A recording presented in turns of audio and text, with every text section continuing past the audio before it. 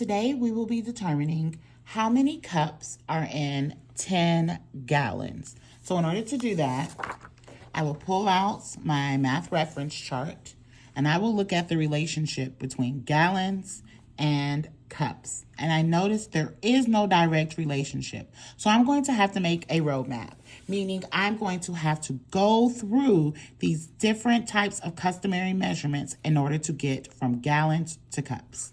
So looking here, I'm going to plan out my route. I will start at gallons. And then from gallons, I will go to quarts because there's a relationship between between quarts and gallons. So gallons to quarts. Then I see that there's a relationship from quarts to pints. So I can go from quarts to pints.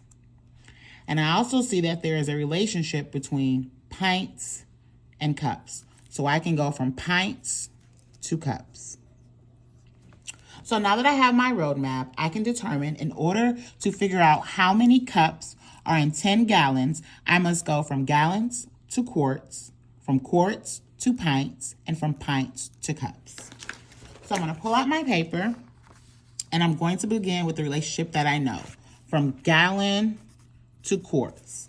So I'm going to make a chart that's going to show the relationship of gallons and quarts. And again, I've picked those two because they have a direct relationship on my math chart. So I see that if I were to have 1 gallon, that would be equal to 4 quarts.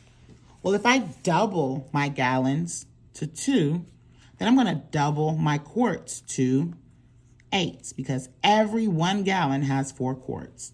Well, I'm going to look at that and I'm going to try to double my 2 gallons to 4 gallons. Well, if I double my 2 gallons to 4 gallons, I must double my 8 quarts to 16 quarts because again, these are equivalent ratios. So I'm going to take this 4 and I want to double it to 8. So if I doubled my 4 gallons to 8, I must double my 16 quarts to 32. And then I noticed, hey, if I double this, it's 16, but our goal is only to get to 10. So what if I take my 8 gallons here and I put it together with my 2 gallons? 8 gallons plus 2 gallons will give me 10 gallons. Well, if I take the 8 gallons, that means that's equivalent to 32 quarts. 2 gallons, that's equal to 8 quarts. So if I take my 32 quarts and I put it together with my 8 quarts, I will have a total of 40 quarts.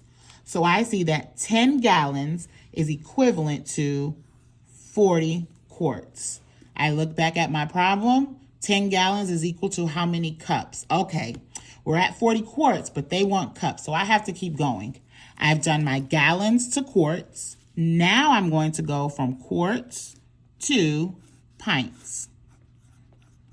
So I'm going to look at the relationship of quarts to pint on my chart. Quarts and pints. If I have 1 quart, then that is equivalent or has the same value as 2 pints. If I double my quarts to 2, then I'm going to double my pints from 2 to 4. And again, I have 40 quarts to work with. So I'm going to keep going until I have 40 quarts. So I'm going to take this and I'm going to double my quarts to 4. So I must double my pints from 4 to 8. And then I'm going to keep going. I'm going to take that and double that to 8. 8 quarts, double my pints, 16 pints. I'm going to keep going until I get to 40 quarts. But then I realized something. Hey, what if I take my 8 quarts and I multiply it times 5? Well, that will give me 40 quarts. Well, if I put in 5 of those groups of 8, then I must do 5 here as well. And I'll tell you, I don't know that right off the top of my head. So I'm going to take this and use our strategy of 10 plus 6 because there's 1 10. There are 6 ones. And I'm going to multiply our 10s by 5. And I'm also going to multiply our 1s, our 6 ones by 5. So I get 50 tens, or I apologize, 5 tens, which is 50. 6 times 5 gives me 30. So together, that's going to give me 80. So I have 80 pints is equal to 40 quarts. And I know that's true because the amount of pints is always double the amount of quarts. So I know that I have 80 pints. So I go back and I look, oh, we're still not there because they want us to go to cups. So our next relationship was pints to cups. So I'm going to draw a chart that shows pints to cups. And according to our reference chart, the relationship between pints and cups, 1 pint has the same value as 2 cups. And our goal is to get to 80 pints. So I'm going to start off by doing 1 pint is equal to 2 cups. Well, I'm going to double my pints to 2. So that means I must double my cups from 2 to 4. I'm going to double my pints to 4.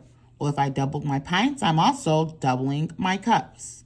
So 4 doubled is 8. This is going to take me quite a while to get to 80. So let's see if I can find a way that's more efficient.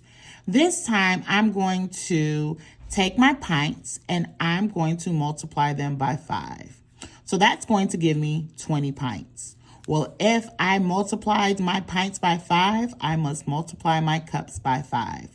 So that gives me 40. And I can see it's still consistent with that pattern. My pints is always half of my cup, and my cups are always double my pints. So I'm looking at that and I see, hey, well, what if I had 40 pints? Following that pattern, my cups is always twice as much as my pints. So that means I must have 80 cups. Well, we're trying to get to pints.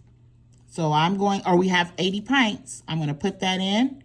If I have 80 pints, my cup must be doubled to 160. So I know that there are 160 cups in 80 pints.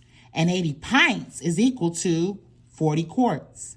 And 40 quarts is equal to our 10 gallons, which means 10 gallons must be equal to 160 cups.